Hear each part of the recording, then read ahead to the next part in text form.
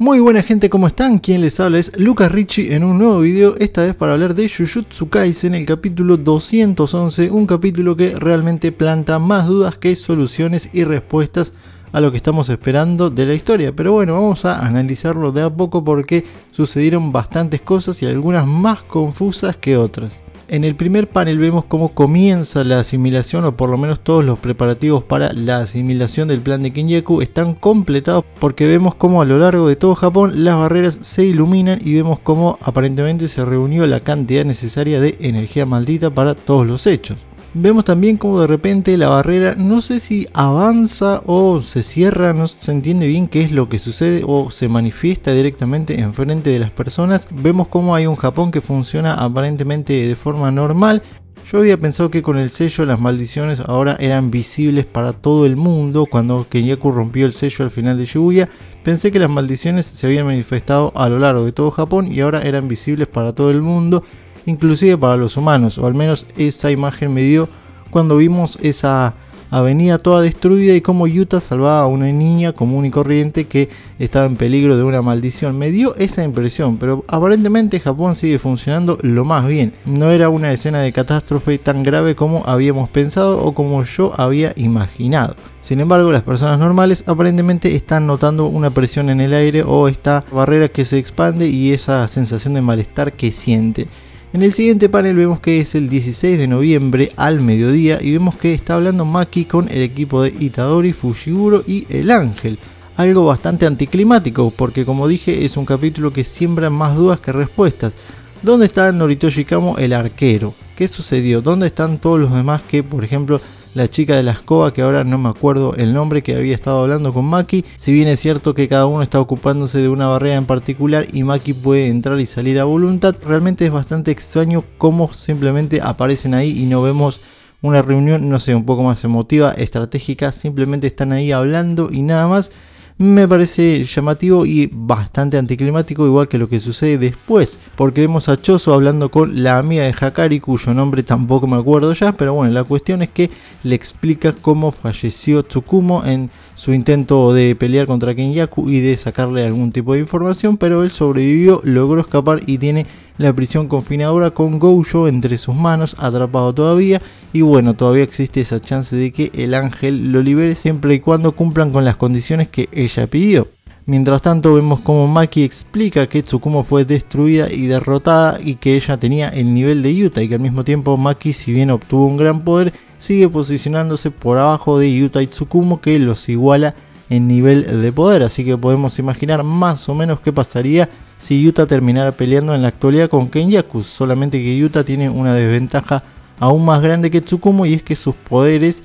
y sobre todo la manifestación de Rika es una habilidad que solamente puede utilizar durante 5 minutos y después ya no lo puede utilizar más, así que terminaría perdiendo todavía más rápido y de una forma más letal de lo que pasó Tsukumo, salvo que tuviera ayuda. Al mismo tiempo todos se sorprenden porque la asimilación todavía no comenzó, pero todos los preparativos ya están hechos, entonces se deciden a qué van a planear ahora. Supuestamente ya tenían todos los puntos reunidos para crear todas las reglas dentro del torneo de sacrificio que ellos querían utilizar para salvar a la mayor cantidad de gente posible. La número 1, que era intercambiar los puntos entre jugadores, que en realidad Itadori en su pelea con Higuruma logró concretar. La número 2, que era entrar y salir de las barreras a voluntad. La número 3, que es la comunicación dentro y fuera de las barreras. Y la número 4, que es abandonar el juego de sacrificio definitivamente. Así que bien, básicamente hablan y discuten sobre qué hacer y bueno, en definitiva llegan a la conclusión que en realidad la comunicación más o menos está cubierta por Maki, que puede entrar y salir de las barreras igual que el ángel. Si bien no es una comunicación tan exacta, pueden lograrlo. Al mismo tiempo sabemos que Maki cuenta con el soporte de Ui Ui por afuera de las barreras, algo también anticlimático que no habíamos visto hasta el momento. Por lo menos yo no recuerdo que este personaje hubiera vuelto a entrar en escena, por eso digo que es anticlimático este capítulo, porque entran y salen elementos de la nada muy rápido y sin explicación alguna.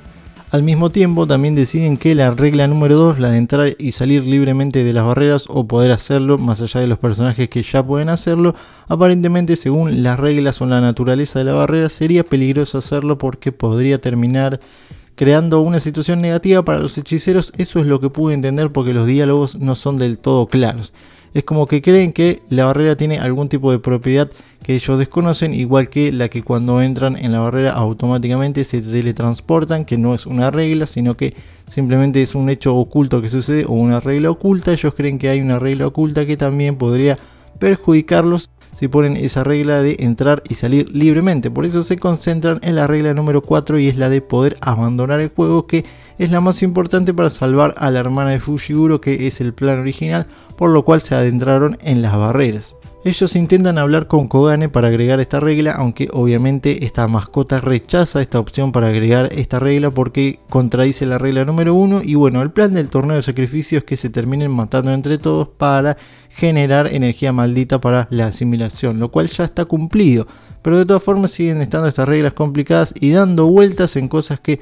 yo creo que son bastante redundantes, porque me hubiera gustado ver mucho más, por ejemplo, un desarrollo entre el viaje de Maki entre las barreras que este tipo de cosas, o por ejemplo los 2 capítulos que le dedicó Keiki Akutami al tema del ejército y los soldados, que me parece bastante poco productivo. Pero bueno, Fushiguro vuelve a intentar pidiéndole esta vez a cambio de que una persona pueda abandonar el juego, invitando a otro hechicero desde afuera, y también la rechaza. Y Kogane le dice que la única forma que puede agregar es si la persona además invita a un hechicero de afuera, tiene que gastar 100 puntos para poder abandonar el juego. Esa es la única forma en que puede agregar esta nueva regla, y Fushiguro la verdad que no le cae nada bien esta opción, pero bueno, de todas formas acepta, ya que todavía cuentan con aproximadamente 200 puntos extra que todavía no gastaron y podrían utilizar para sacar a hechiceros de la barrera. Después hay un pequeño salto horario a las 15 horas, o sea pasado el mediodía, cuando Maki va a buscar a la hermana de Fushiguro, la cual ya está despierta, y junto con Ijichi, lo cual también es un hecho totalmente anticlimático, porque no sabíamos cómo despertó a la hermana de Fushiguro, nunca supimos en realidad cómo es que ella cayó en coma. Se dice que cayó en coma en el arco del origen de la obediencia, cuando pelean contra los 2 úteros malditos y ese demonio que estaba abajo del puente, con el cual Fushiguro pelea y derrota. Sin embargo, la hermana de Fushiguro no sale del coma después de haberle ganado esas maldiciones, por lo cual tampoco vemos cuándo se despierta, ni tampoco vemos nuevas charlas con Kenyaku o qué tipo de energía maldita él le embuyó para que se despertara cuando él rompiera el sello. Entonces hay un montón de cosas sin explicar, y acá vemos al personaje holgadamente caminando, ya habiéndose reunido con Ijichi, cuando tampoco vimos el accionar fuera de la academia de hechicería, cuando en realidad pensábamos que los altos mandos se habían lavado completamente las manos y simplemente Itadori y los demás eran los equipos de hechiceros funcionando para derrotar el plan de Kenyaku. Pero aparentemente no, aparentemente todos los ayudantes de la escuela de hechicería están por afuera de las barreras, igual que Ijichi, dándole soporte a algunos hechiceros que no sabemos cuáles, porque tampoco se sabe qué tipo de operativo hicieron. Por eso digo que este capítulo sembró más dudas que respuestas, o que estos elementos entran de forma desordenada en la historia y no permiten entenderla totalmente. Adherido a esto, Ijichi tiene un recuerdo donde recuerda a Gojo, el cual le da un consejo cuando él era joven y le dice que se retire, que no sea hechicero porque no tiene madera para eso y terminaría muriendo rápidamente. Y la verdad que tenía razón, y por eso Ijichi terminó siendo chofer y ayudante de la escuela de hechicería más que un hechicero en sí. Acá hay otra cosa contradictoria o que no termino de entender realmente, y es que bueno, Ijichi iba a tomar el lugar de la hermana de Fushiguro dentro de la barrera. Evidentemente ella estaba en alguna barrera, no sé si estaba dentro de la de Tokio, diría que no, porque ella se teletransporta y cuando entra en la barrera tiene una teletransportación fuera del lugar por donde ingresó y se teletransporta enfrente de Itadori y Fushiguro, lo que quiere decir que estaba afuera de otra barrera.